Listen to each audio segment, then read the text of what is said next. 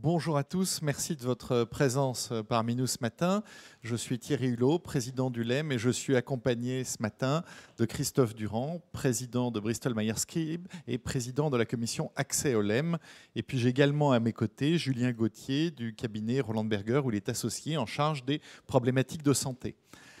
Alors ce matin, c'est une conférence de presse qui est une première en son genre, et qui marque une étape pour le LEM, parce qu'on va vous partager ce fameux observatoire de l'accès dont on vous parlait depuis assez longtemps. Alors, concrètement, quelle est l'idée derrière?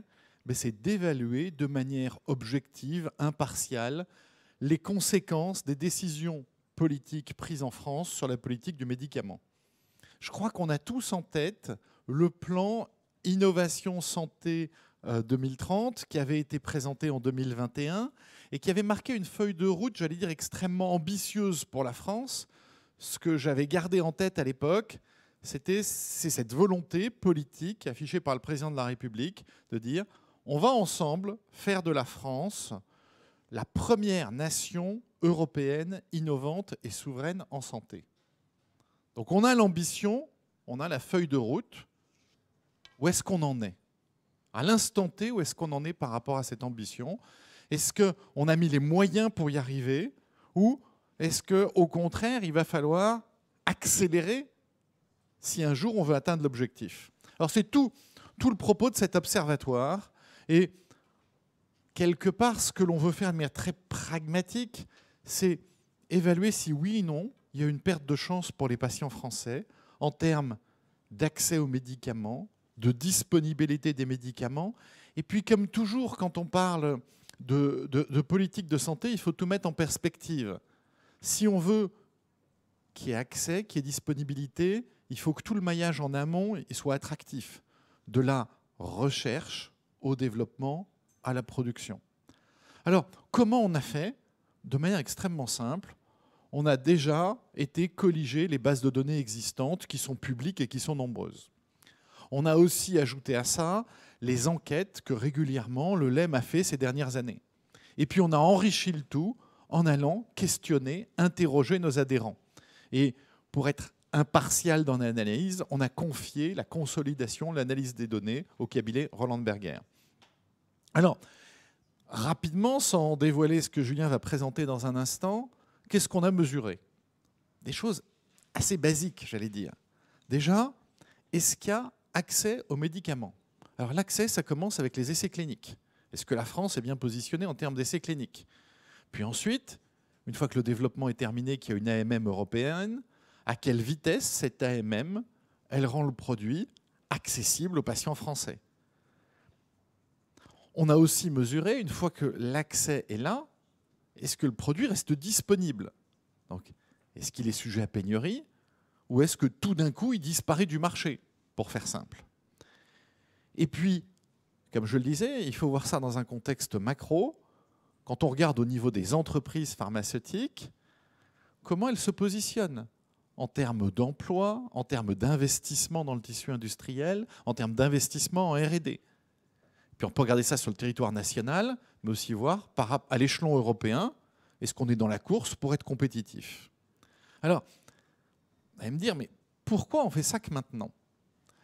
Parce qu'il y a quelque chose que l'on avait dit, ou que l'on dit régulièrement, c'est que toute politique publique en matière de santé, on prend la décision à l'instant T, l'impact, il se voit souvent des mois et des années après.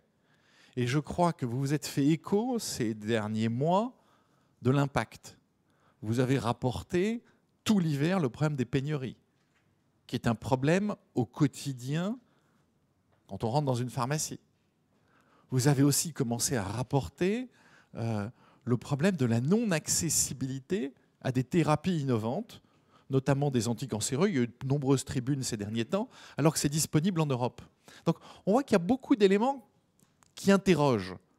On a voulu juste objectiver la donnée pour être le plus impartial possible et dire réellement on en est où? Il y a un problème ou c'est une rumeur quelque part?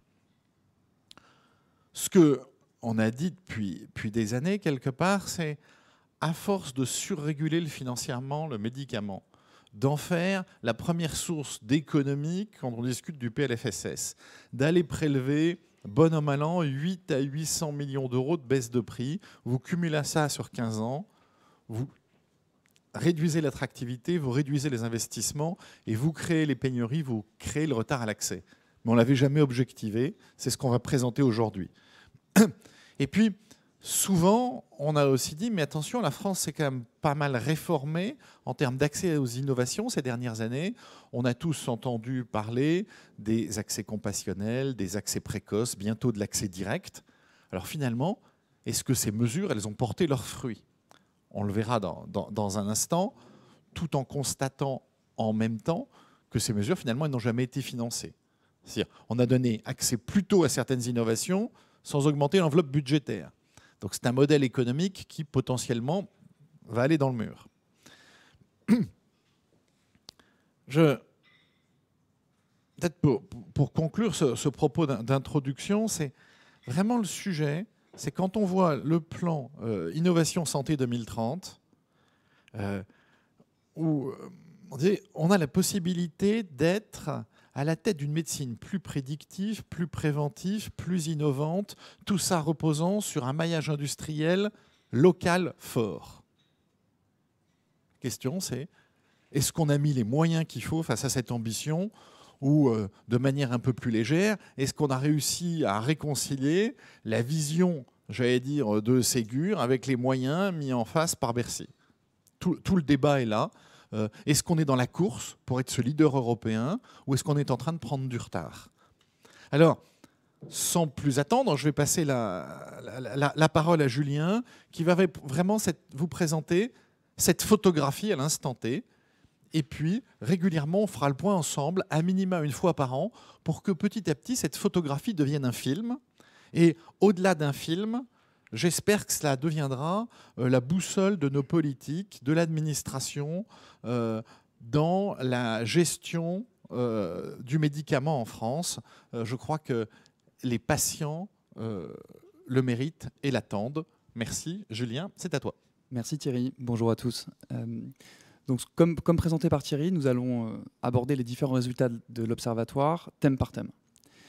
Si on commence aujourd'hui par la question de l'accès des patients aux médicaments, on va démarrer par un rappel, pour être sûr de bien mesurer ensuite les différents indicateurs le long de la chaîne. Pour qu'un médicament soit remboursable et accessible aux patients, il rentre dans un parcours d'accès où il va traverser différentes étapes. La première, naturellement, c'est l'obtention de l'autorisation de mise sur le marché pour être commercialisé. Et cette autorisation, elle est notamment obtenue soit par l'EMA, soit par la NSM. Ça, c'est la première étape. La deuxième étape est celle de l'évaluation, qui est confiée à la Haute Autorité de Santé. Et donc, cette évaluation, elle va être prise en charge par la Commission de transparence, le CT, et ensuite par la Commission d'évaluation économique et de santé publique, la CESCP. La première va déterminer les modalités de remboursement du médicament, va essayer de déterminer également l'amélioration du bénéfice médical rendu. La seconde va plutôt accorder une évaluation plutôt médico-économique. Et à l'issue de cette évaluation, si le médicament passe, va rentrer dans la phase de négociation du prix. Cette négociation du prix qui est gérée par le CEPS et qui encadre quelque part les modalités de la prise en charge de ce médicament. Et enfin, entre l'accord de prix obtenu, une fois que l'industriel a obtenu l'accord de prix, il rentre dans une logique de publication au journal officiel. Et donc le prix doit être publié au journal officiel de la République française pour être effectivement accessible aux patients. Le travail qu'on a effectué est un travail qui consiste à mesurer les différents résultats le long de cette chaîne. Donc si on prend aujourd'hui la prise en charge et les médicaments qui ont reçu une AMM européenne, on s'aperçoit qu'en France, d'abord, 34% des médicaments qui ont reçu une autorisation de mise sur le marché ne sont pas disponibles pour les patients français. 17% sont disponibles, mais de façon très limitée, car ces médicaments ont obtenu le mécanisme d'accès précoce, j'y reviendrai plus tard. Et enfin, vous avez donc 49% qui sont, eux, pleinement disponibles. Le mécanisme d'accès précoce, juste rapidement, permet une mise à disposition très rapide du médicament sur le marché. Il est malgré tout sur une enveloppe de médicaments qui est relativement limitée et donc qui concerne un nombre relativement réduit de patients. Et quand on compare le résultat aujourd'hui de la France avec la mise à disposition de l'Allemagne, on voit que en Allemagne, 87% des médicaments sont pleinement disponibles pour les patients. Donc on a vraiment un décalage très important vis-à-vis de la situation en Allemagne. Quand on regarde les raisons de cette non-disponibilité, on voit en fait que les médicaments non disponibles se répartissent en 3 blocs. Vous avez le premier bloc, qui est à hauteur de 11%. Ces 11% correspondent à des décisions où l'industriel a décidé de ne pas déposer de demande de remboursement, vraisemblablement anticipant un refus. Donc ça, c'est le premier cas. Le deuxième sujet, c'est la Haute Autorité de Santé a émis une évaluation, un avis négatif, pardon. Et donc l'évaluation ne permet pas d'accéder au remboursement. Donc ça, c'est le deuxième bloc qui représente environ 10% des médicaments. Et enfin, vous avez des dossiers qui sont encore en cours de procédure de remboursement et qui concernent environ 13%. Donc vous voyez que ces médicaments non disponibles sont répartis de manière assez équilibrée entre ces différents blocs. Quand on regarde la dernière partie, et rappelez-vous la chaîne de valeur qu'on vient de décrire, aujourd'hui vous avez 69% des nouveaux médicaments qui sont sans accord de prix aujourd'hui par la SMR et qui ont obtenu une AMM, mais dont l'inscription en remboursement n'a pas été publiée par le journal officiel de la République française.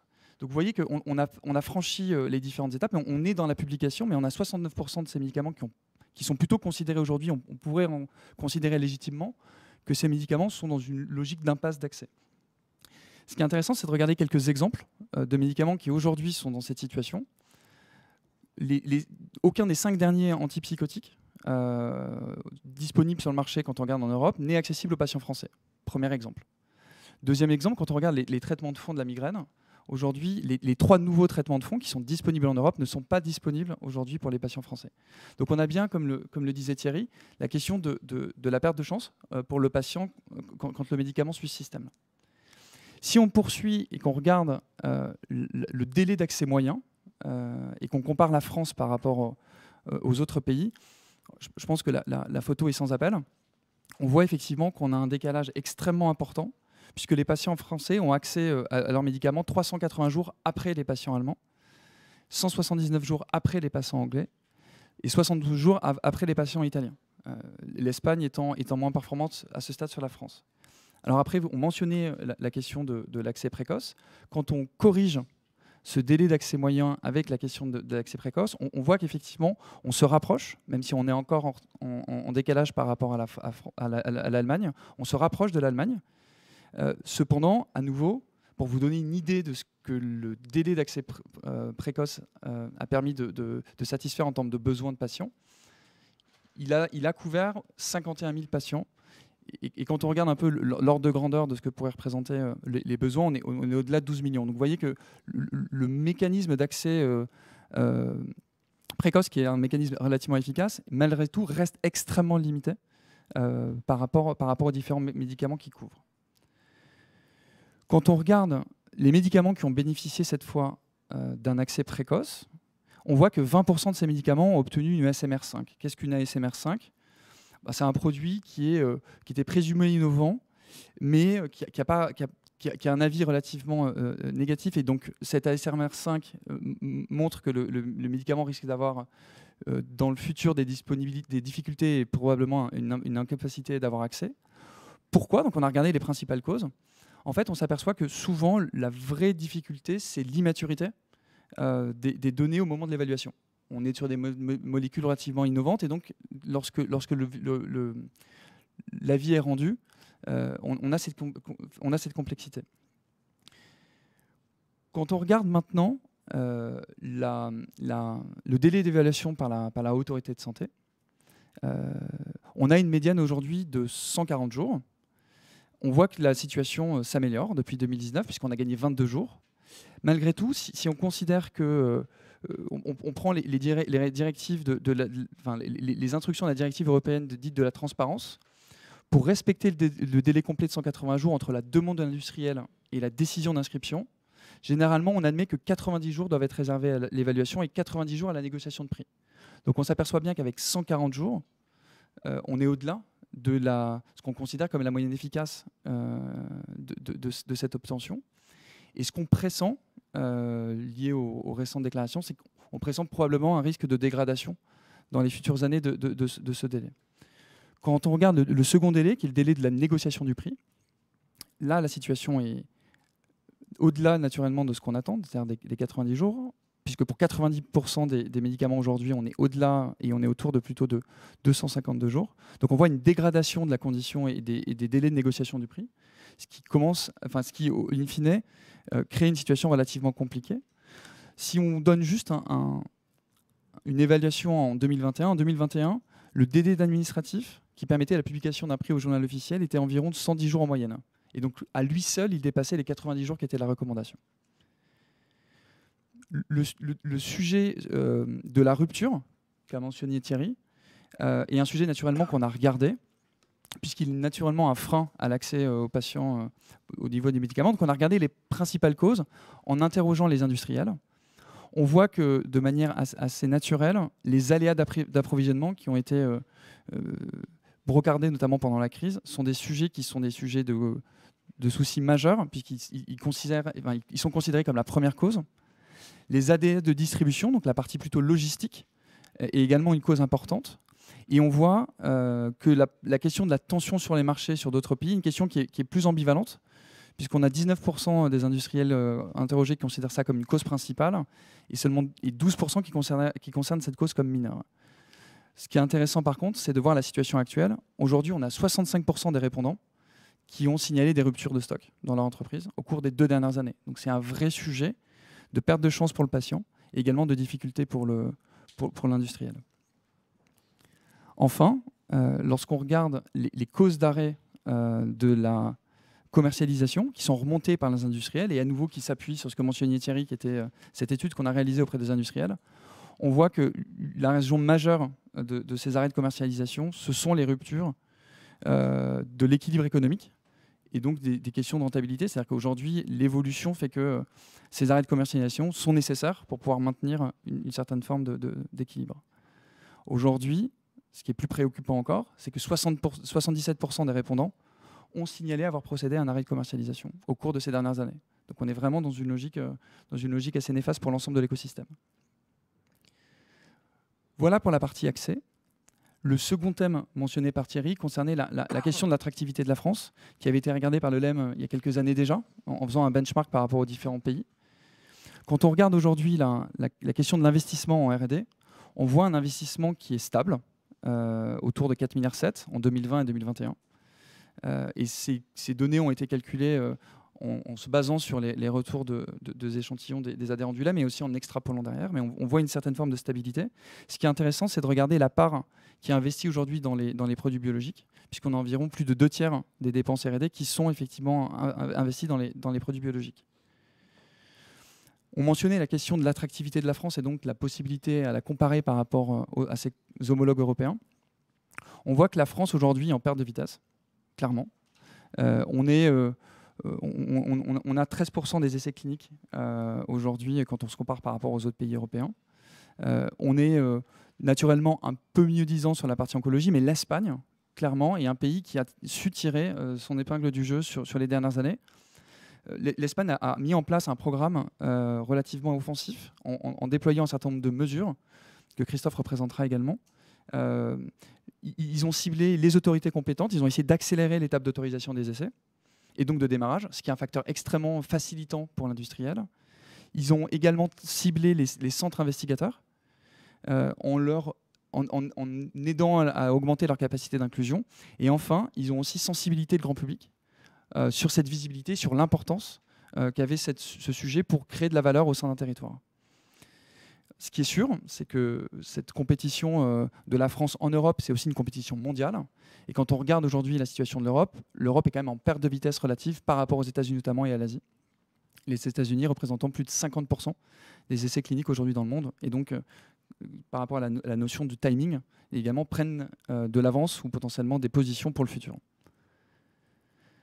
Donc la question qui a été posée, la question de la raison pour laquelle l'investissement en R&D n'augmente pas plus, là, de manière assez classique, on revient sur un sujet qui avait déjà été abordé les années précédentes, sur la complexité de la réglementation, cette complexité administrative qui en fait rebute souvent les industriels et potentiellement dans des sujets d'investissement également en termes de R&D, questionne aussi la capacité à obtenir des solutions rapides. Donc le principal facteur, c'est cette complexité de réglementation à nouveau. Si on bascule cette fois-ci sur la partie production industrielle. On voit que la production industrielle à nouveau se maintient, mais ce qui est intéressant, c'est qu'une grande partie de la production, plus de 40% aujourd'hui, est destinée à l'accroissement de capacité. Donc on est dans cette logique d'accroissement des nouvelles capacités, avec ensuite des investissements qui consistent à maintenir un certain nombre de réglementations et puis des investissements numériques qui se poursuivent et qui normalement sont plutôt stables pour l'instant. Par contre, quand on regarde à l'échelle européenne la concurrence qu'il existe dans les typologies de médicaments, on voit que la France est dans le top 5 de la partie principes chimiques, est absente du classement dans les génériques et les biosimilaires, et est présente dans les principes biologiques. Donc, en conclusion, qu'est-ce qu'on voit? On voit juste que la France est distancée par ses pairs européens, notamment sur les problématiques ou les enjeux de création de valeur sur les biosimilaires qui sont relativement forts. Donc ça, ce n'est pas forcément une bonne nouvelle aujourd'hui pour la France. On voit que la France émerge dans la 7e position des génériques et 10e des biosimilaires.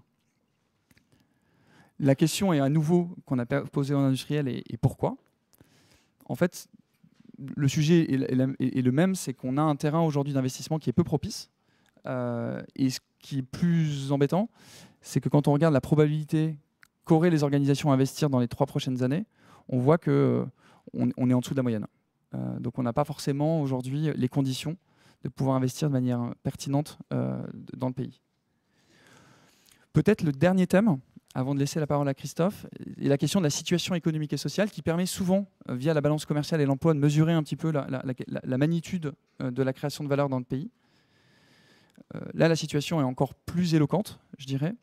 On voit bien que le solde commercial que vous avez sur la partie droite du graphique est en recul de manière extrêmement significative et qu'on est surtout loin derrière l'Allemagne, l'Irlande et la Suisse qui ont clairement pris le parti de considérer la santé et la production du médicament comme un créateur de valeur sur l'ensemble de leur territoire.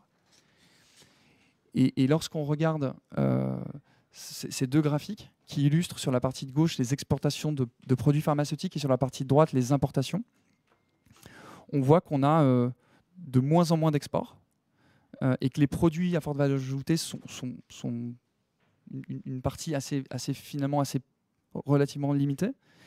Et quand on regarde surtout l'évolution des importations de produits pharmaceutiques en France, on craint un effet ciseau avec une fragilisation progressive de la balance commerciale, avec des produits à forte valeur ajoutée qui coûtent très cher et qu'on importe, et d'autres produits à moins forte valeur ajoutée qu'on continue d'exporter mais qui sont potentiellement moins créateurs de valeur.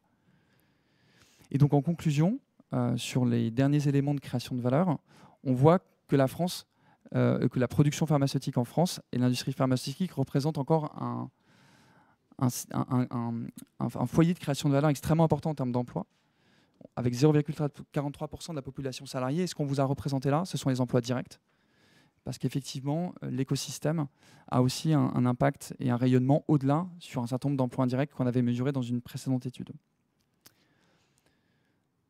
Voilà la fin des résultats qu'on souhaitait vous présenter aujourd'hui. Donc, les résultats qu'on vous a présentés lors de la conférence de presse sont des résultats synthétiques. Vous avez eu normalement à disposition le rapport complet de l'étude.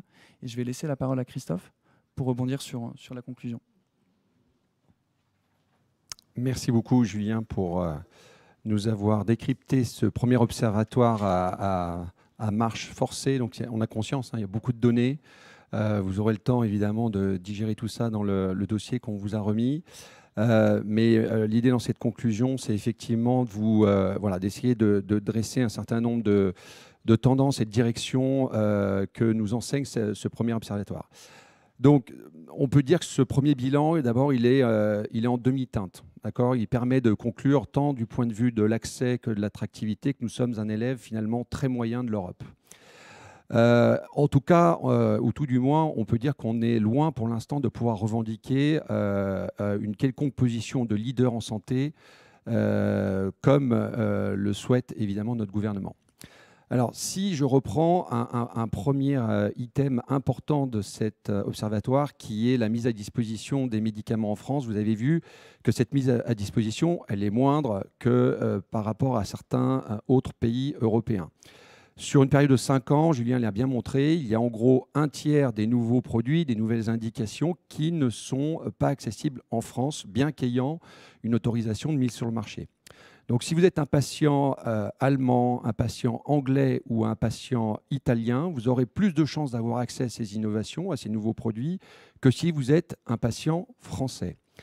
On peut véritablement parler de perte de chance pour les patients parce qu'on parle bien de produits pour lesquels le rapport bénéfice-risque a bien été validé positivement par l'Agence européenne du médicament et qui pourtant ne sont pas disponibles à la prescription en France.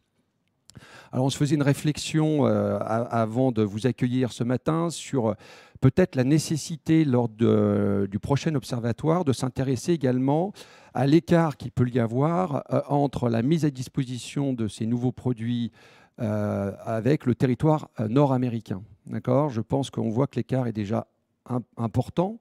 Un tiers des produits qui ne sont pas disponibles en France contre la moyenne des pays européens, mais probablement que ce fossé serait encore plus grand si on prenait la mise à disposition des produits au niveau du territoire nord-américain comme référence. Donc c'est probablement quelque chose qu'on rajoutera, si on peut, dans le prochain observatoire.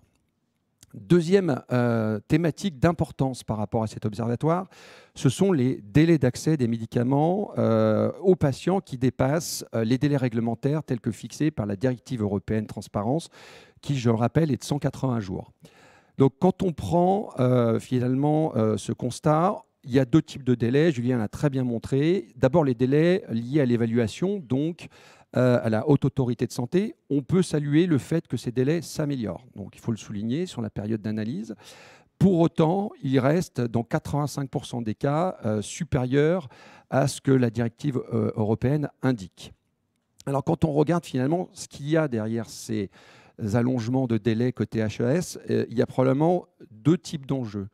Il y a un premier enjeu qui est probablement un enjeu de moyens pour l'HAS. Et c'est, alors pas forcément à nous de nous exprimer sur ce sujet, mais on est forcément observateur de ces moyens. Et on a aussi entendu le nouveau président de l'HAS s'exprimer sur ces sujets. Et il est relativement inquiet sur les moyens qui lui sont donnés pour remplir ces différentes missions, qui sont évidemment l'évaluation, c'est un sujet central dans l'observatoire, mais également l'accès précoce, c'est aussi central, et ce sont de nouvelles tâches qui ont été données à l'HAS depuis 2 ans.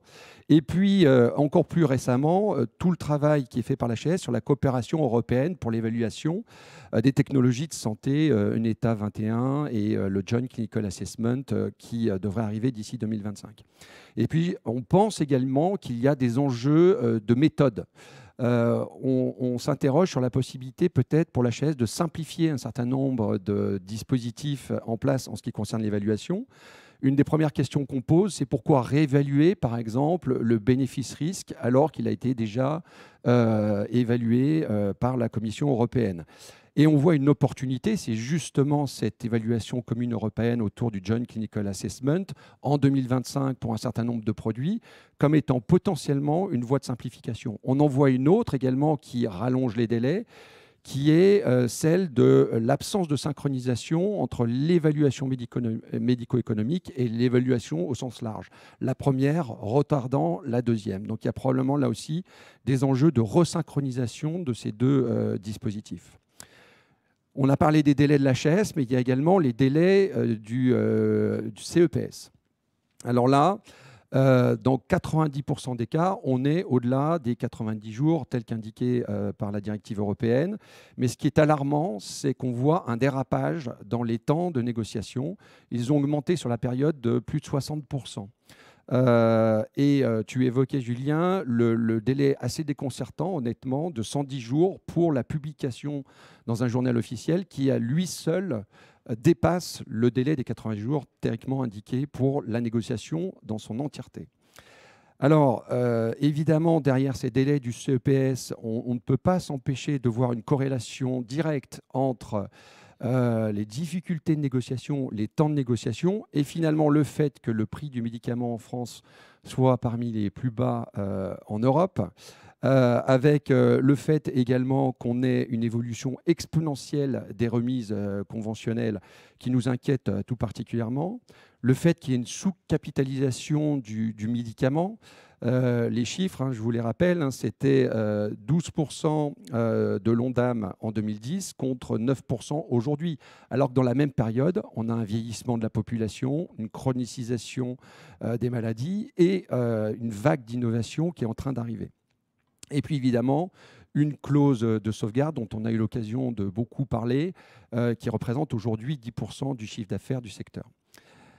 Il y a un troisième grand pilier dans cet observatoire qui tourne autour de la procédure d'accès précoce, qui est un atout indéniable, d'abord pour les patients, évidemment pour les prescripteurs et pour nous, entreprises du médicament. Donc on salue la réforme qui s'est mise en place depuis presque 3 ans maintenant autour de l'harmonisation des différentes situations d'accès précoce. On le montre très bien dans l'observatoire, c'est un moyen de raccourcir les délais de manière significative, mais il ne faut pas oublier que les conditions d'éligibilité à ce dispositif dérogatoire sont relativement strictes. Donc peu de molécules sont réellement éligibles et indirectement, peu de patients sont traités. On a une photo à l'instant T, en gros 50 000 patients bénéficient de ce dispositif, alors que dans le même temps, 12 millions de patients bénéficient de thérapeutiques en France. Donc on est sur un dispositif assez exceptionnel et loin d'être universel, mais tout du moins qui améliore les délais d'accès pour les molécules les plus innovantes. Alors le point noir du dispositif, c'est l'absence de cohérence entre la procédure d'accès et finalement le financement de ces innovations. Et bien que présumés innovants au moment de l'accès précoce, on voit dans l'observatoire que 20% de ces nouveaux médicaments bénéficient d'une ASMR5. Ce qui veut dire qu'en réalité, ils sont à la fois éligibles à la solidarité nationale, mais en même temps, ne peuvent pas être pris en charge financièrement par les hôpitaux. Ce qui signe, pour parler concrètement les choses, en théorie, la mort de ces innovations d'un point de vue de leur disponibilité sur le territoire français. Et d'ailleurs, on peut le regretter. On a encore vu des exemples assez récents de laboratoires qui ont retiré leurs produits en accès précoce, alors que ce sont des innovations de rupture d'un point de vue technologique. Alors ça, c'est un vrai sujet. On en a fait part à un certain nombre de reprises auprès de la mission financement régulation, parce que ce sont des situations d'impasse en termes d'accès qui pourraient être résolues à travers un certain nombre de dispositions qu'on espère voir dans la loi de finances de 2024. Alors cette réforme, elle est encore récente, mais on voit déjà depuis 2 ans et demi qu'on l'utilise tous les jours, un certain nombre de pistes d'amélioration, que ce soit sur le nombre de dossiers qu'il faut soumettre, que ce soit sur un certain nombre de données qu'on appellera superfétatoires qui nous sont demandées, et puis également la collecte des données qui, et on peut en faire le constat aujourd'hui après 2 ans, ne fonctionne pas. Et nous, on invite les pouvoirs publics à nous inviter à la table d'un retour d'expérience dans lequel, avec les patients, avec les professionnels de santé et les entreprises du médicament, nous pourrions ensemble trouver des solutions pour faire de ce dispositif unique un dispositif encore plus attractif pour la France demain. Alors, je ne peux pas ne pas parler en termes d'accès et de dispositifs dérogatoires, je ne peux pas ne pas parler de l'accès direct. Vous vous souvenez de l'accès direct dans le plan Innovation Santé 2030, c'était une des grandes annonces de ce plan stratégique. Aujourd'hui, ce n'est pas un dispositif qui est opérationnel, mais il est évident que dans l'observatoire, dans les prochaines vagues de l'observatoire, nous monitorerons l'efficacité de ce dispositif. Vous le savez probablement, on a eu récemment le décret autour de ce dispositif, un certain nombre d'arrêtés qui sont nécessaires à l'opérationnalisation de cette procédure. Il nous manque aujourd'hui une discussion avec le comité économique et un accord conventionnel pour paramétrer, entre autres, la fixation unilatérale du prix, qui est définitivement une ligne rouge pour les entreprises du médicament. On avait évalué avec l'équipe en charge de la négociation de cette procédure avec les autorités qu'en 2012, il y avait environ une douzaine de produits qui possiblement pouvaient être éligibles à ce dispositif.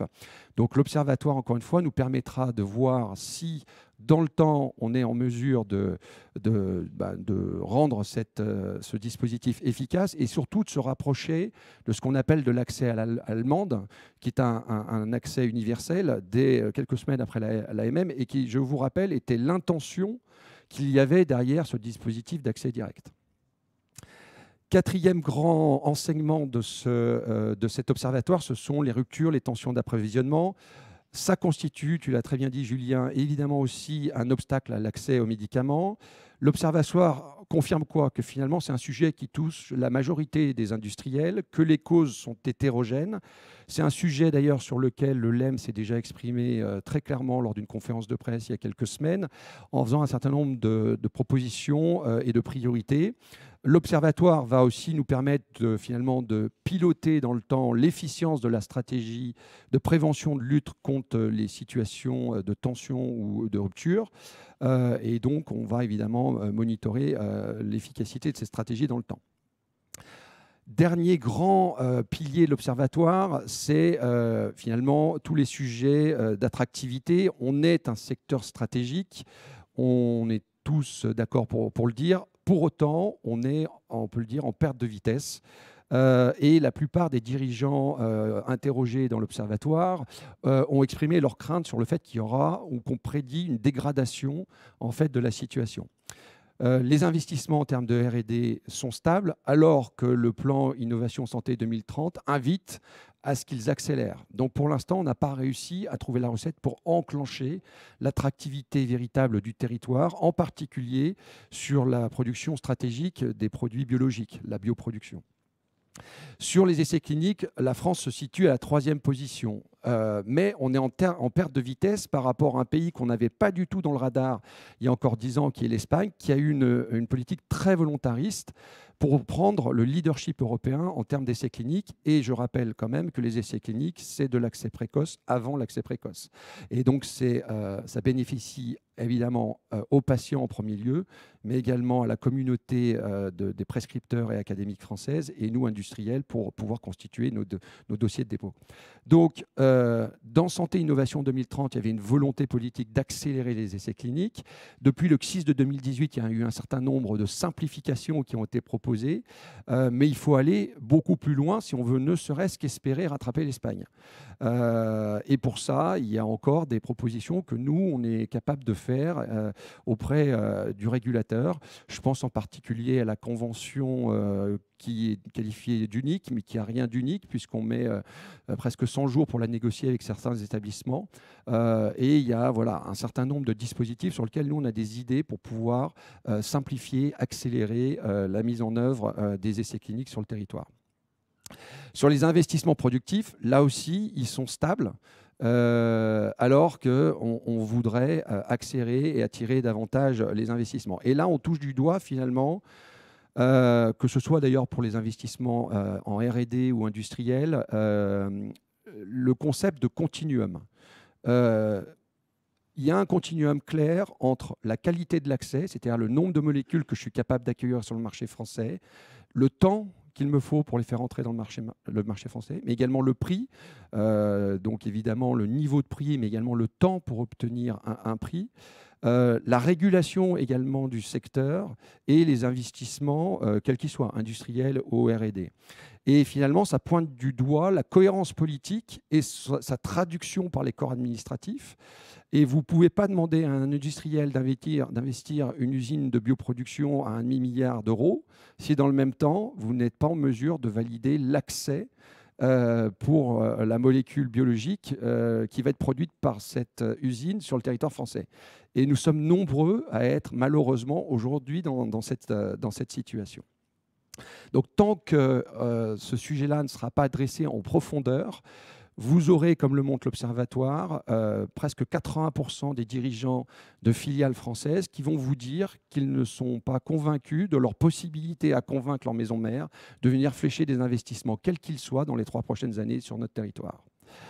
On a une opportunité, heureusement, et beaucoup d'espoir autour de la mission financement et régulation, parce qu'on pense qu'au cœur des recommandations qu'on espère voir prochainement, il y aura cette cohérence, et cette cohérence dans le continuum accès, prix, régulation et attractivité en termes d'investissement du territoire. Donc en conclusion de la conclusion, et avant de vous céder la parole pour une session de questions-réponses, on peut d'abord saluer la mise en œuvre de ce premier observatoire grâce à la contribution du LEM, des adhérents évidemment, des entreprises du médicament et du cabinet Roland Berger. C'est un premier point de mesure dans lequel on va rajouter si nécessaire, peut-être de nouvelles données en fonction de leur disponibilité, en fonction des besoins d'objectivation qu'on aura pour demain.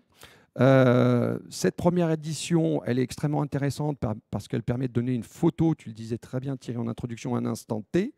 Et j'espère que lorsqu'on sera en mesure de présenter une deuxième vague, on pourra mesurer des progrès, tant du point de vue de l'accès que du point de vue de l'attractivité, pour, j'espère, combler la distance, et elle reste encore importante de notre point de vue, entre maintenant et le moment où on pourra revendiquer notre position de leader sur le territoire européen en matière de santé, qui est, je le rappelle, les vœux tels que formulés par le président de la République dans le programme Innovation Santé 2030. Merci de votre attention, et je pense que tous les trois, ainsi qu'un certain nombre de permanents du LEMS, sont ici présents pour répondre à toutes les questions que vous pourriez avoir.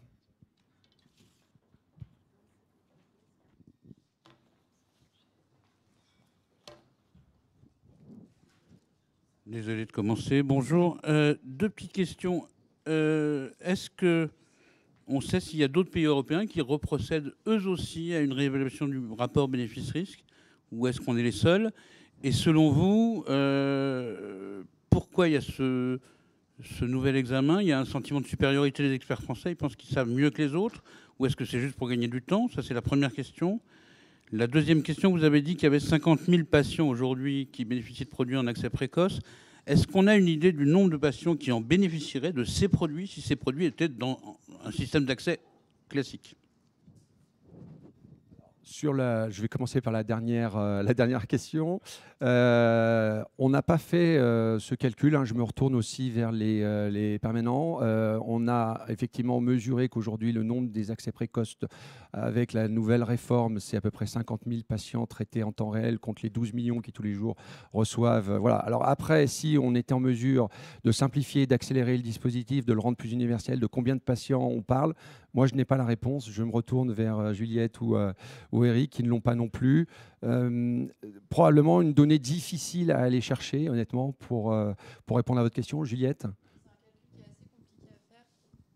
Merci. C'est un calcul qui est assez compliqué à faire, puisque au-delà du fait que l'autorisation ne porte pas forcément exactement sur la même pathologie que l'autorisation finale du produit, on a toute une question aussi de l'accès. Pardon, il faut que je me lève, c'est ça. Pardon. On a toute une question de l'accès des patients aux établissements qui peuvent donner un accès précoce, et des prescripteurs qui peuvent prescrire dans un accès précoce. Donc c'est un calcul qui est assez compliqué à faire, à la fois sur le périmètre et sur l'accès réel du patient à l'intérieur du périmètre. Mais c'est clairement une restriction. Tout à fait. Sur la réévaluation de l'évaluation et du rapport bénéfice-risque, je pense qu'il faudrait poser la question à l'HAS. Je pense que c'est eux qui sont mieux placés que nous pour répondre, mais on peut faire le pari que sur les pays qui sont meilleurs que nous en termes de temps d'accès, il n'y a pas ce travail de réévaluation. Oui, Eric ? Alors, on l'a mesuré, ça, dans une étude que l'on a faite il y a 1 an et demi, qu'on a réactualisé, qu'on a faite il y a 2 ans et qu'on a réactualisé l'année dernière, et qui comparait 6 systèmes d'évaluation en Europe, c'est-à-dire ceux qui nous entourent, hein, le UK, l'Italie, l'Espagne, il y avait l'Écosse, hein, qui est spécifique. Nous étions les seuls parmi les 6 à refaire. Et quand la HAS donne un SMR insuffisant, c'est-à-dire qu'elle refuse l'accès au remboursement, eh bien, dans tous les cas, la remise en cause du rapport bénéfice-risque est incriminée. Parfois pas seulement, mais dans tous les cas. Donc c'est vraiment un sujet très différenciant. Monsieur le Président du LEMS, juste pour poursuivre, c'est vous qui avez la cause de ça, c'est quoi? Cette supériorité, les experts français se pensent meilleurs que les autres, ou c'est juste question de laisser traîner les choses? Je ne poserai pas la question comme ça. Je ne poserai pas la question comme ça. Ce que l'HAS dit, c'est dans la mesure où c'est pris en charge par la solidarité nationale et ça fait appel au fonds public, il y a une volonté d'avoir un droit de regard. C'est à eux qu'il faut poser la question de y a-t-il besoin, je vais dire une fois encore, de surinterpréter les directives européennes en rajoutant des couches au millefeuille. Voilà. Et jusqu'où faut-il aller? C'est ce qui a été montré, c'est que ça conduit globalement à un retard de l'accès pour les innovations en France par rapport à l'Allemagne, à l'Italie, qui était encore le 3e pays dans la liste, ça ne me revient pas, mais par rapport à nos voisins européens, pour faire simple. Non seulement il y a une réévaluation, mais en plus, elle prend du temps et elle prend plus de temps que les bornes fixées par le législateur. Et ce que je crois que Julien a très bien montré, c'est on prend du délai à chaque étape. Et en plus, rien n'est parallèle, tout est séquentiel. Oui, pour compléter, ça va aussi être un sujet, comme le disait Christophe, sur le développement de l'HTE européenne. Et à partir du moment où on va avoir une évaluation européenne de la clinical efficacy, la question qui va se poser, c'est est-ce que la France va utiliser la procédure de reuse, est-ce qu'elle va accepter l'évaluation telle qu'elle sera faite à l'Europe, ou est-ce qu'à nouveau, on va vouloir créer une haie supplémentaire après cette évaluation européenne en refaisant cette fois-ci l'évaluation de la clinical efficacy. Donc c'est un sujet récurrent.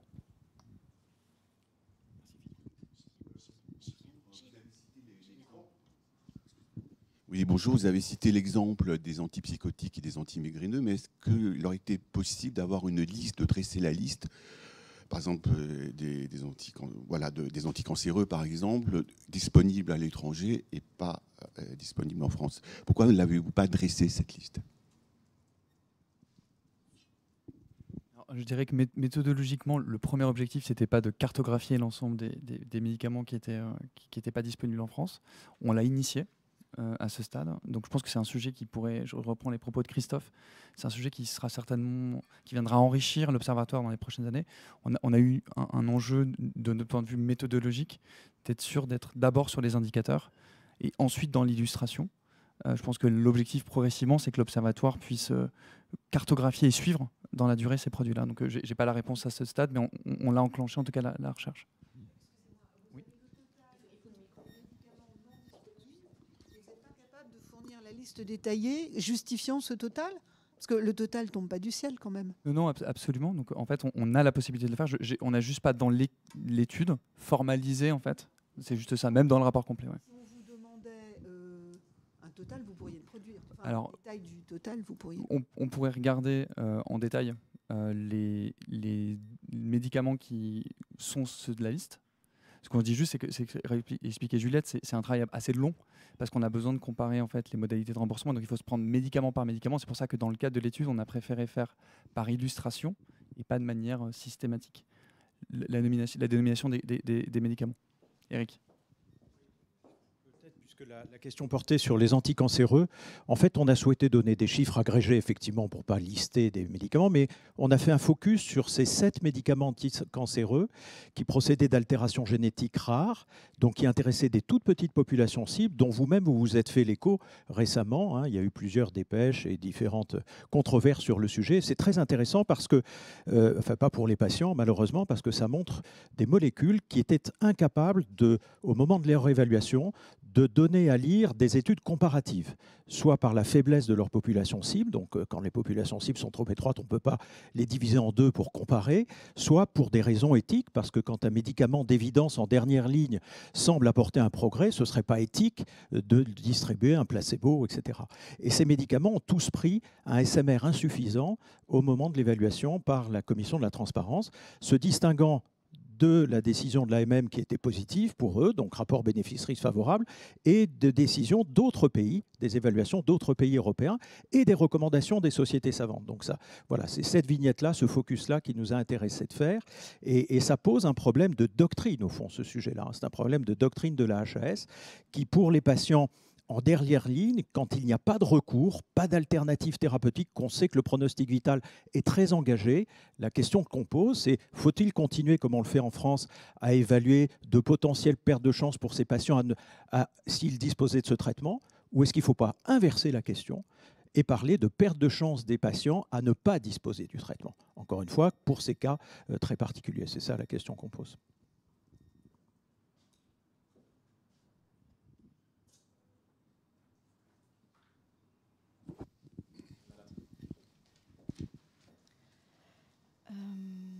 Si on réduisait les délais des évaluations, est-ce qu'il n'y aurait pas un risque que l'évaluation serait un peu dégradée, selon vous?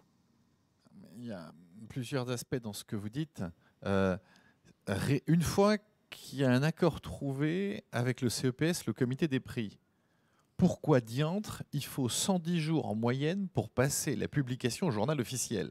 Je pense que si on l'accélérait, rêvons, à quelques jours, quelques semaines, il n'y a aucun risque nulle part. Ensuite, quand on disait tout à l'heure, on est en train de rejuger quelque chose qui a déjà été jugé au niveau européen, on ne met pas en péril la qualité. Donc, je pense qu'on peut optimiser le process sans faire courir aucun risque en termes de bénéfices et de risques aux patients français. Il y a une bureaucratie inhérente au système qui est absolument non négligeable.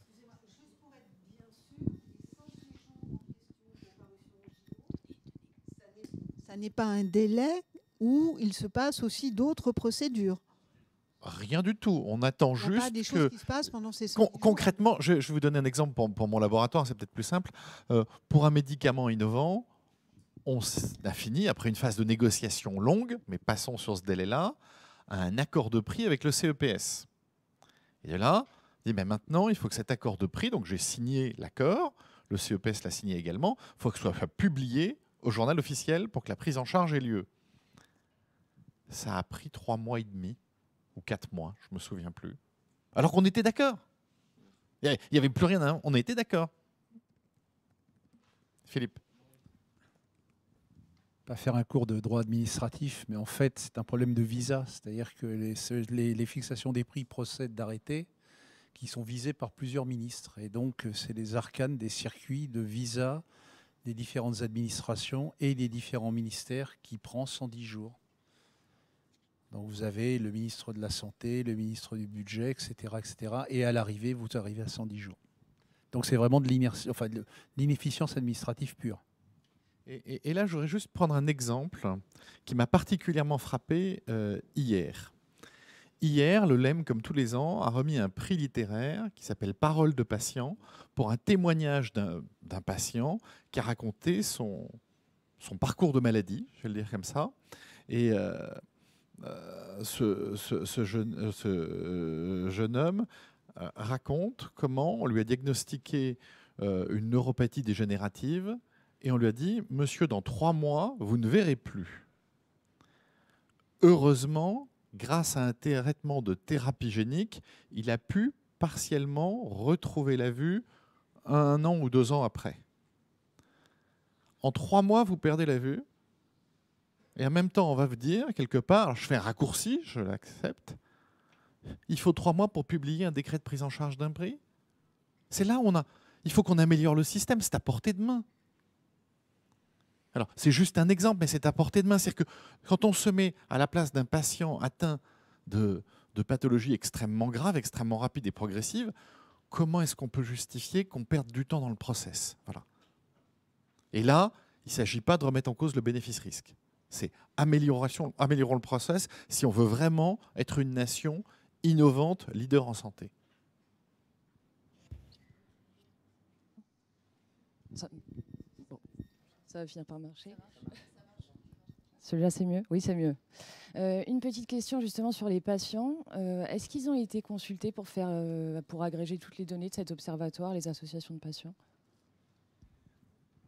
Donc, alors indirectement, oui, dans la mesure où l'ensemble des données sont des données qui sont, comme l'expliquait Thierry en démarrage, on a essayé de factualiser au maximum les données qu'on utilisait. Donc, c'est des données qui sont issues d'organismes de santé, d'études reconnues, etc. Nous, dans le délai imparti, on n'a pas pris le parti d'interroger les patients spécifiquement sur ces sujets-là. On a plutôt pris l'angle de l'efficacité du process industriel, comme le rappelaient Christophe et Thierry, pour être sûr qu'on est terminé et qu'on avait la possibilité de répondre dans les temps. La manière de capturer les avis des patients, ce qu'expliquait Thierry justement sur son témoignage, c'est des sujets qu'on avait vus par le passé sur d'autres études, mais spécifiquement, puisque c'était votre question sur cet observatoire-là, on ne l'a pas intégré à date, en tout cas dans les indicateurs. C'est un bon point. On a cette sensation d'être au démarrage, comme le rappelait Thierry. Et Christophe, des démarrages, c'est un premier jalon avec cette volonté d'analyser la dynamique et l'amélioration ou la détérioration. Et je pense que tous les sujets, on a déjà eu des discussions avec les permanents du LEM sur la possibilité d'enrichir. Je pense que c'est des sujets qui seraient certainement pertinents d'intégrer. Okay. Pas à ce stade en tout cas. Une autre question. Vous disiez tout à l'heure que les délais d'évaluation par la HAS allaient augmenter. Qu'est-ce qui vous fait dire ça exactement ? En fait, alors, je ne sais pas si on peut revenir sur l'étude. Je pense que spécifiquement, j'étais sur ce graphique-là. Vous nous entendez là? C'est bon? Ok, super. Donc spécifiquement, j'étais sur les négociations du prix avec le CEPS. Ah pardon, excusez-moi. Là, ce que je disais, c'est qu'on avait une amélioration, c'est ce que j'ai expliqué, une réduction de 22 jours. Mais par contre, par rapport à la norme qui était fixée, qu'a rappelé Thierry, qui était de dire, quand on prend la directive européenne de la transparence, on est sur 90 jours sur cette partie-là, avec 85% des dossiers qui sont traités en plus de 90 jours. On voit que la moyenne est à 100, la médiane est à 140. On est au-dessus de la moyenne qui est fixée, donc on est encore au-dessus de ce qui est fait. Qu'est-ce qui, à l'avenir, pourrait encore allonger ces délais? Vous disiez tout à l'heure que ça a risqué d'empirer.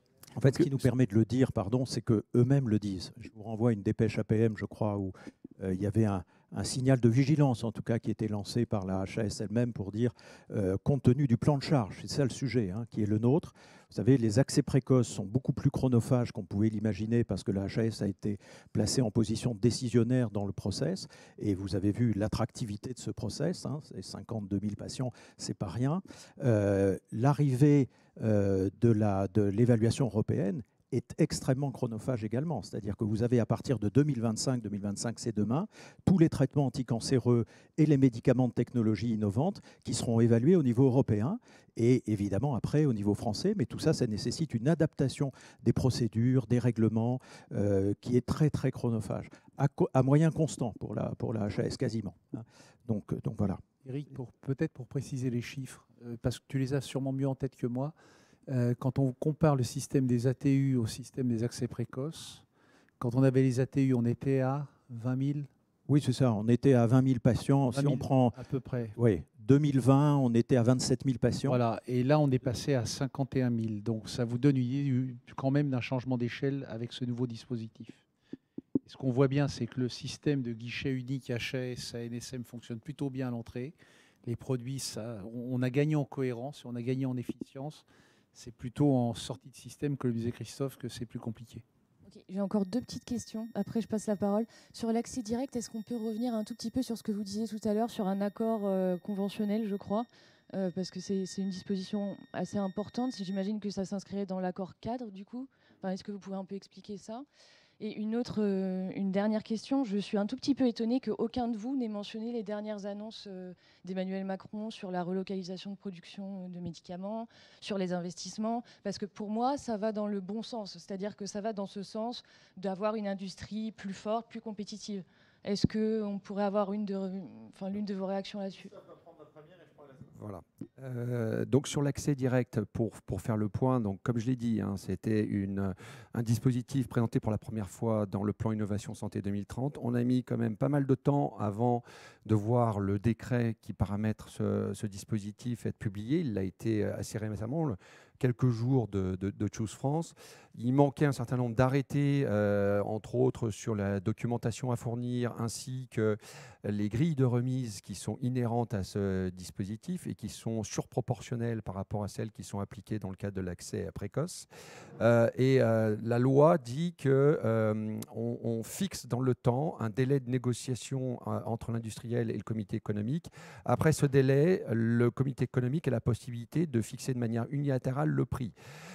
Qui est clairement, pour avoir discuté ce sujet de très nombreuses reprises dans notre conseil d'administration du LEM, une ligne rouge absolue pour les industriels qui, si on n'a pas un certain nombre d'éléments de rassurance quant à la possibilité pour l'industriel de sortir du dispositif avant la publication unilatérale de ce prix, fera que ce dispositif ne fonctionnera jamais.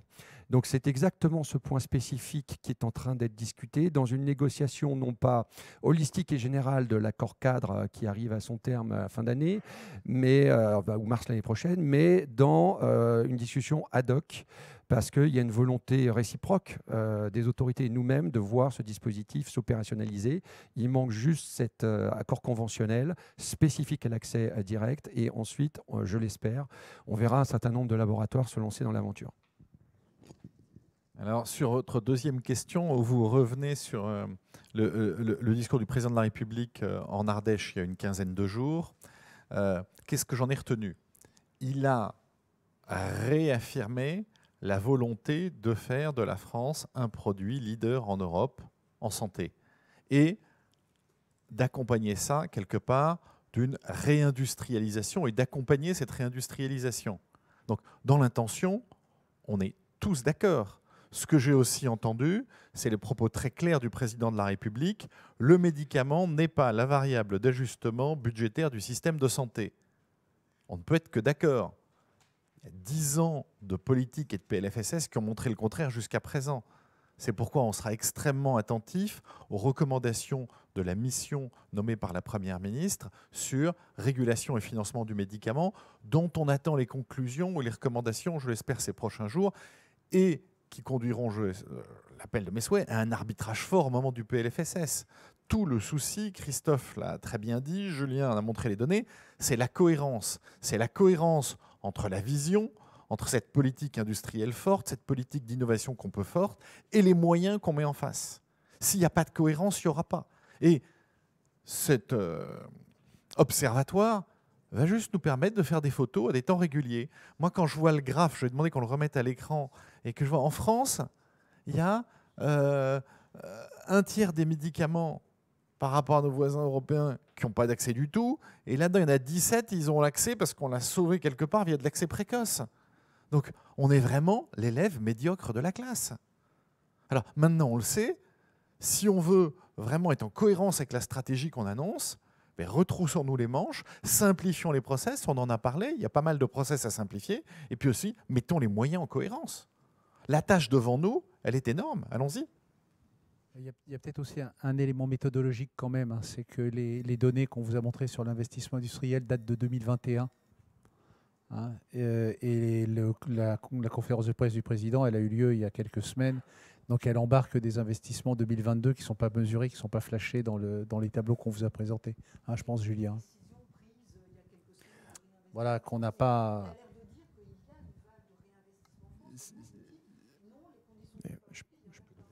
En fait, c'est très juste et c'est toujours le décalage qu'on a sur les chiffres. Donc malheureusement, on s'appuie, et je pense que ça fait partie aussi des recommandations, c'est d'avoir un sujet de visibilité, de transparence des deux côtés, pour que les industriels puissent être aussi, je pense, propositions de valeur sur base de chiffres qui pourraient être mises à jour. Mais effectivement, spécifiquement sur ce graphique, on a fait, alors on voulait aussi éviter d'être dans une logique de une année. Donc on a regardé les éléments entre 2018 et 2021, et en glissant naturellement, on va continuer d'analyser donc la distorsion. Mais on n'a pas les chiffres côté 2022, c'est très juste sur ce graphe-là. Et puis peut-être un élément aussi, parce que je vois que Pascal est là-bas. Quand on regarde la structure des investissements industriels en France, on s'aperçoit qu'il s'agit essentiellement d'extension de sites ou de mise en place de nouvelles chaînes de production. Ce n'est pas de la création, rarement ou exceptionnellement de la création ex nihilo.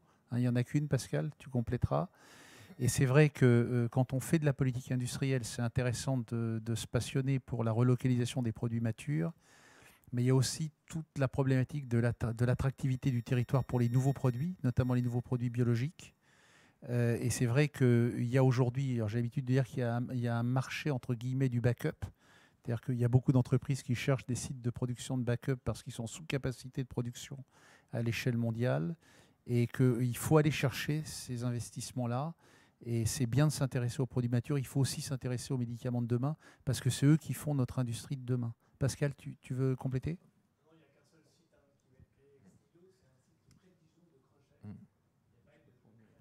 Je fais un petit commentaire, je te passe la parole. Oui, et soyons bien clairs. Cet observatoire, c'est une photo à l'instant T de ce qui a été réalisé. Et vous faisiez référence là à des annonces d'investissements à venir. Donc on les verra rentrer dans l'observatoire. S'ils ont été annoncés aujourd'hui, les investissements, effectivement, ils auront lieu en 2024, 2025, 2026. Donc nous, on regarde ce qui a été fait. Christophe, tu avais un exemple ? Oui, pour illustrer, parce que votre remarque est très juste. Ces annonces viennent conforter ce qui avait été déjà dit dans le plan Innovation Santé 2030 et elles sont entendues par nos groupes. Donc, c'est des signaux très positifs qui sont entendus par l'écosystème des investisseurs. L'absence de cohérence, en revanche, est assez rédhibitoire. Je vais vous donner un exemple. L'ambition de notre laboratoire est de devenir le leader mondial d'une technologie que vous connaissez de mieux en mieux, qui s'appelle la technologie des CAR-T. Okay, on a 2 CAR-T aujourd'hui qui sont en accès précoce sur le territoire français. Donc ça, c'est un plus pour la visibilité de notre territoire au sein de l'écosystème interne à notre organisation. Maintenant, un de ces deux quartiers s'est retrouvé dans la situation d'impasse dont on parlait tout à l'heure au moment de rentrer dans le droit commun. Et donc, on a eu l'occasion récemment d'accueillir notre board des directeurs, donc, qui sont les représentants des investisseurs au sein de notre groupe et qui ont été en contact avec les plus grands représentants de l'État pour discuter de qu'est-ce qui manquait finalement pour venir flécher ces nouveaux investissements industriels. Et une usine de Cartier, ça vaut en gros un demi-milliard d'euros. Donc, on est effectivement assez loin de ces augmentations de capacité qu'on observe et qui sont nécessaires. Mais là, on parle vraiment bien du projet Innovation Santé 2030 pour accueillir de la bioproduction. C'est l'ordre d'idée. Les deux sujets qui ont été discutés entre le board et l'État, ça a été, il est urgent de reformer l'évaluation et la régulation, qui sont deux prérequis absolus à des investissements industriels de cette magnitude demain. Donc c'est la cohérence qu'on entend. Donc on entend la volonté politique, elle est perçue, les groupes comme le nôtre sont intéressés, mais si notre produit Cartier n'est pas en mesure de rentrer sur notre marché alors qu'on s'apprête à investir un demi-milliard, ça n'a pas de sens. Je ne vais pas produire des Cartier en France si les produits ne sont pas disponibles pour les patients français. Donc c'est cette cohérence, ce continuum, à travers une illustration assez concrète qu'on pointe du doigt aussi à travers les conclusions de cet observatoire. Bonjour, moi j'avais une question, je ne sais pas si on m'entend, un peu plus terre à terre au niveau des usagers du système de santé, de patients, j'aime pas forcément le terme, mais bon. En fait, moi ce qui me trouve beaucoup dans notre présentation, qui est très intéressante, c'est qu'elle est assez sombre. Pour monsieur tout le monde, le patient de base, elle est assez inquiétante. Et comme on n'a pas, par exemple, vous pointez pour un certain nombre de pathologies graves, une part de chance. J'ai bien noté l'exemple que vous preniez de la personne qui a ses problèmes d'yeux et des cancers rares pour lesquels il y a un problème de disponibilité de médicaments.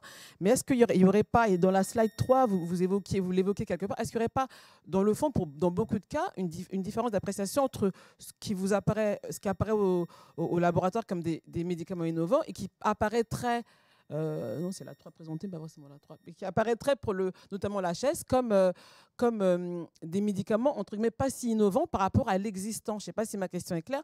Et en d'autres termes, est-ce que pour les situations où réellement il y a des alertes à lancer parce que pour ces pathologies-là, il y a vraiment une part de chance, est-ce qu'il ne faudrait pas s'associer aux associations de patients pour que réellement on puisse objectiver cette part de chance? Parce que là, on se dit, bah mince, nous les Français, on va être moins bien soignés. Mais les médicaments innovants, je ne dis pas de bêtises, ils arrivent dans une situation où il y a déjà des médicaments qui sont sur le marché. Et du coup, je trouve que c'est ça qui n'est pas facile d'apprécier, qui rend votre présentation très préoccupante. Alors que, quand même, pour beaucoup de pathologies, on espère que monsieur tout le monde va pouvoir continuer à se faire soigner en France. Je peux tenter de vous répondre peut-être sur un phénomène qui est pointé ici, mais qui est assez technique, je vais vous l'expliquer simplement, et qui dénote exactement ce paradoxe que l'on peut ressentir. La France dispose, on vient de le dire, d'un mécanisme dérogatoire, l'accès précoce, qui est formidable et qui est probablement parmi les meilleurs au monde pour les patients en situation de maladie rare, grave, invalidante, quand il n'y a pas d'alternative thérapeutique, des situations très critiques. Mais il se trouve, et ça n'a pas été rare, ça a été dans 20% des cas, c'est ce qui est montré là, que ces médicaments présumés innovants, dans ces situations critiques, auxquelles on octroie un pass avant tous les autres, qui s'appelle l'accès précoce, quand ils sont flashés au moment de l'évaluation par la Haute Autorité de Santé, 20% d'entre eux se prennent une ASMR5. Qu'est-ce qui s'est passé? En fait, la Commission de la transparence, elle est très cohérente. Elle n'est pas à remettre en cause de ce point de vue-là par rapport à sa doctrine. Dans un premier cas, quand elle a les mêmes, c'est la même Commission de transparence, quand elle a octroyé un accès précoce, elle a jugé sur la présomption d'innovation. Dans le deuxième cas, qui peut être 15 jours plus tard, on lui demande de se prononcer sur l'évaluation du médicament. Et là, elle est obligée de juger sur la preuve. Et voyez-vous, ces médicaments sont tellement prometteurs d'innovation qu'ils ont été enregistrés très tôt dans le process et que souvent, au moment où ils arrivent au temps de l'évaluation, ils ne disposent pas d'études comparatives parce qu'elles n'ont toujours pas été, ils n'en ont toujours pas les résultats. Et donc, ne disposant pas d'études comparatives, la Commission de la transparence, quand elle les évalue, ne peut pas conclure autrement que pas d'amélioration du service médical rendu constaté, c'est-à-dire ASMR5. Vous voyez comment parfois, à quelques jours d'intervalle, une même commission peut dire présomption d'innovation, vous avez l'accès précoce, et après, vous avez une ASMR5 parce que je suis obligé de vous juger sur la preuve. Donc, qu'est-ce qu'il faudrait faire? Un truc tout bête, et on a beaucoup d'espoir, je crois que c'est Thierry qui le disait tout à l'heure, ou Christophe, pour que les choses évoluent très vite dès ce PLFSS, c'est autoriser la HAS pour ces médicaments particulièrement présumés innovants, tellement innovants que les résultats d'ASMR3 de phase 3 comparatifs ne sont toujours pas disponibles, il faut attendre pour les évaluer. Donc le sursis à évaluer permettrait de résoudre le problème. Voilà typiquement un problème d'impasse. Quand vous avez une ASMR5, vous n'aurez pas la possibilité d'être inscrit sur la liste en sus à l'hôpital, donc votre médicament ne sera pas pris en charge économiquement, et surtout, derrière, vous aurez un prix qui ne vous permettrait pas d'obtenir un accord. Voyez, donc il faut, voilà, ce sont des situations d'impasse très concrètes. Pour illustrer très concrètement ce que Eric vient de dire, vous avez un anticancéreux extrêmement innovant où les données cliniques de phase 2 montrent une augmentation de la survie globale. C'est tellement innovant qu'on vous dit oui, vous pouvez avoir un accès précoce pour que les patients commencent à en bénéficier pendant que vous faites votre phase 3. Et le problème de la phase 3, c'est le critère, vous allez mesurer la survie. Et plus les patients vont vivre longtemps, plus les résultats vont être tard. Et c'est là où, par moment, on se retrouve à un accès en Europe.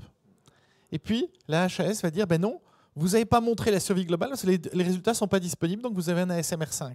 Ce n'est pas que le produit est mauvais, c'est que c'est trop tôt pour avoir les résultats, et que les premières données, au contraire, sont prometteuses. Donc, il faut trouver un moyen de repousser la décision pour pouvoir continuer à avoir l'accès, comme Eric le disait, pour les patients français. Philippe, tu voulais... Oui, non, c'est juste un point complément. Je voulais relancer Eric parce qu'il y a un autre sujet dont on pourrait parler, c'est les comparateurs.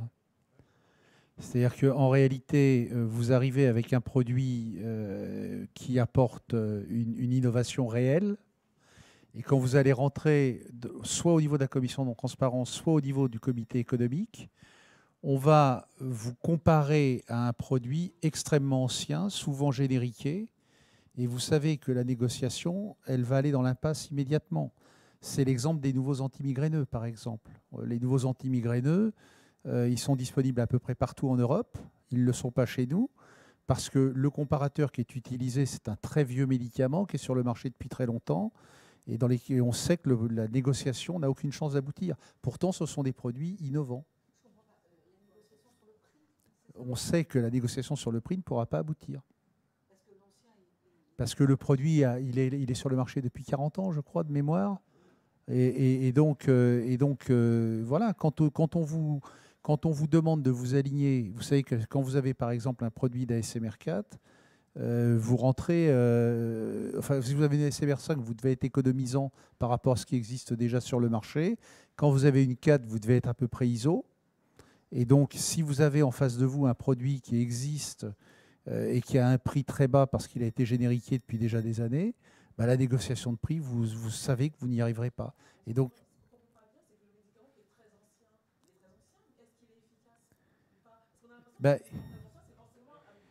pas du tout. C'est pas que le médicament ancien n'est pas efficace, c'est que le médicament nouveau l'est plus. On peut prendre un exemple, je ne sais pas si on peut en parler, mais pour les thérapies géniques dans l'hémophilie, où on a dit, oui, mais il y a une alternative, c'est la transfusion sanguine.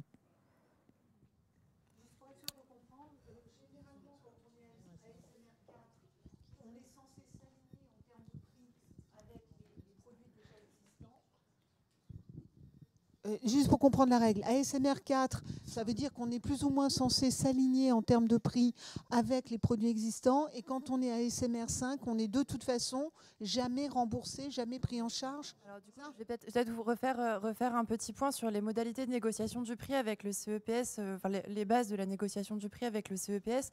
En fait, la négociation du prix, elle va se faire en plusieurs étapes. La première étape, ça va être de s'accorder avec le CEPS sur le coût actuel de la prise en charge dans l'indication. Ça va être le coût de référence à partir duquel le CEPS va partir en discussion sur le prix du nouveau produit. Et donc, la première discussion avec le CEPS va s'appuyer sur les comparateurs qui auront été identifiés par la Commission de la transparence pour le produit, pour regarder aujourd'hui combien coûte la prise en charge médicamenteuse d'un patient dans cette pathologie. Et donc ça, c'est une première discussion qui permet soit de conclure sur le fait que les comparateurs cliniques sont les bons pour tarifer le nouveau médicament, soit sur trouver une alternative en cherchant des comparateurs économiques. Une fois qu'on s'est mis d'accord entre l'entreprise et le CEPS sur le prix de référence, on va se demander si le nouveau médicament il doit être plus cher que ce prix de référence, au même niveau ou moins cher. Et donc là, le Code de la sécurité sociale nous dit si le médicament il a été évalué sans amélioration du service médical rendu, c'est la fameuse ASMR 5, il doit apporter une économie par rapport au coût de référence. Et donc c'est là qu'on se trouve dans des situations problématiques, notamment pour les médicaments qui ont aujourd'hui une ASMR 5, mais qui, pour une raison ou pour une autre, attendent des données qui devraient améliorer cette évaluation. On comprend qu'à cet instant-là, le médicament ne peut pas conclure sur un prix en économie, puisqu'il attend une amélioration de son évaluation dans le futur.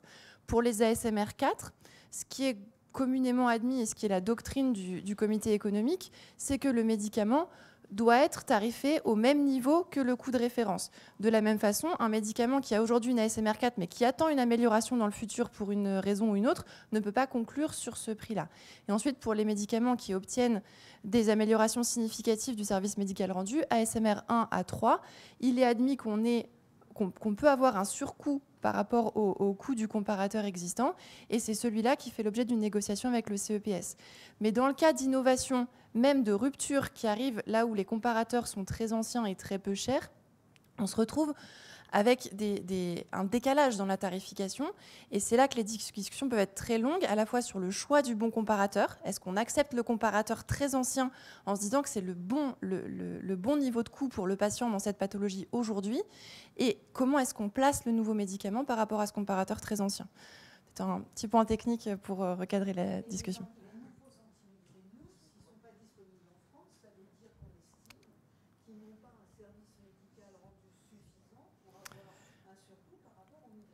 Alors, si on prend le cas spécifique des antimigraineux, ils ont été évalués effectivement avec une ASMR 5 par la Commission de la transparence. La Commission de la transparence dit ils apportent quelque chose, mais ce différentiel que j'observe en clinique, je considère que ça ne correspond pas à une amélioration du service médical rendu. Exactement, ils sont ASMR 5. C'est vrai, le point de contestation, c'est comme... Voilà. C'est ça. Comment se fait-il que tous les autres pays européens... Alors peut-être qu'en fait,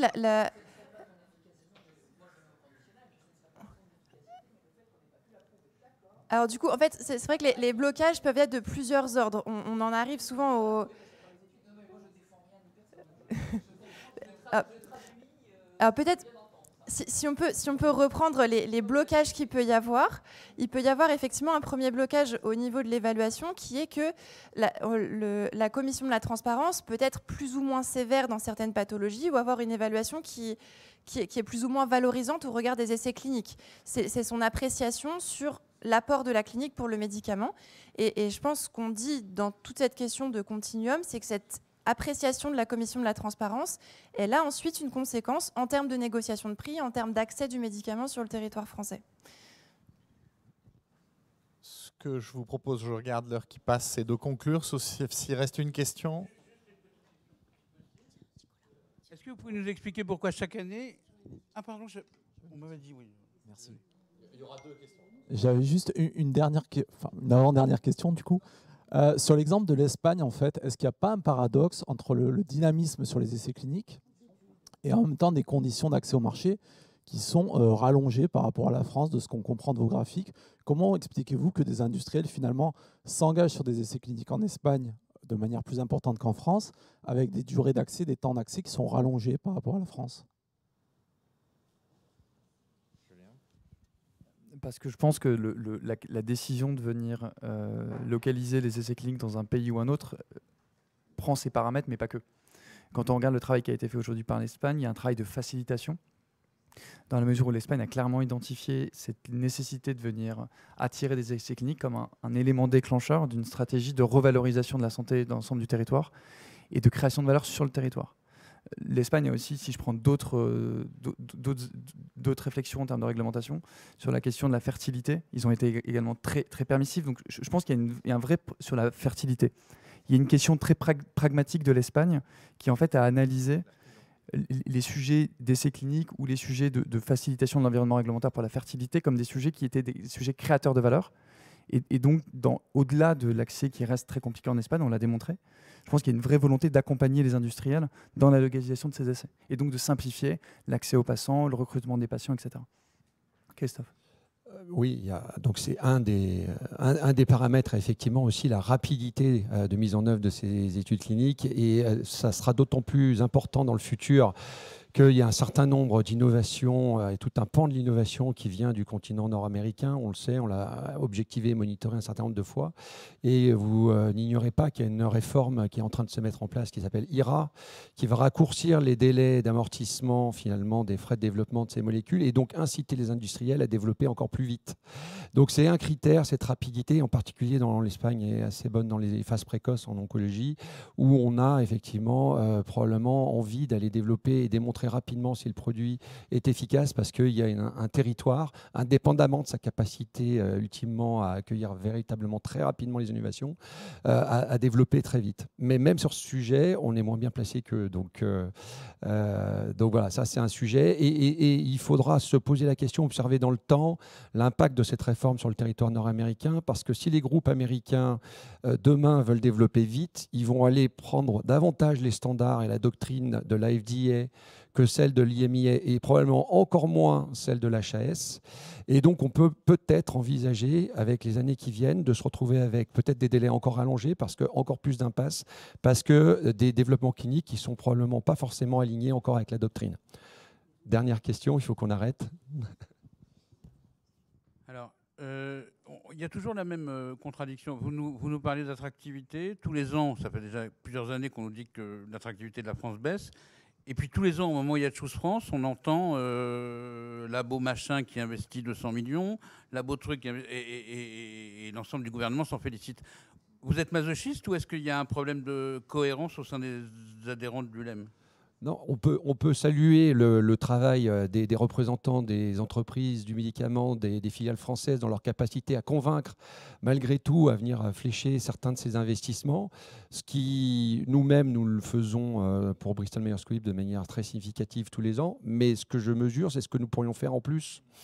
Et nous pourrions le faire beaucoup plus et surtout en cohérence avec l'ambition de devenir le leader européen en matière de santé. Et c'est là où on mesure l'écart et le chemin qui reste encore à parcourir pour qu'on vienne faire plus de bioproduction, plus d'essais cliniques, des accès plus anticipés, plus nombreux. Et donc, il reste encore beaucoup de choses à faire. Et là, l'Observatoire le montre très bien. Quelles que soient les annonces d'investissement qui ont été faites, on est en perte de vitesse sur l'excédent de la balance commerciale. L'industrie pharmaceutique était une industrie exportatrice, je veux dire largue à mano, et on a perdu la moitié de la valeur exportée en quelques années. Donc il va falloir investir beaucoup, beaucoup plus si on veut être leader. Voilà. Encore une fois, on voulait vous présenter aujourd'hui une photographie. On vous donne rendez-vous dans les mois qui viennent pour suivre le film et voir comment on met en cohérence une volonté forte avec une politique de recherche, de production, d'innovation. Merci à tous.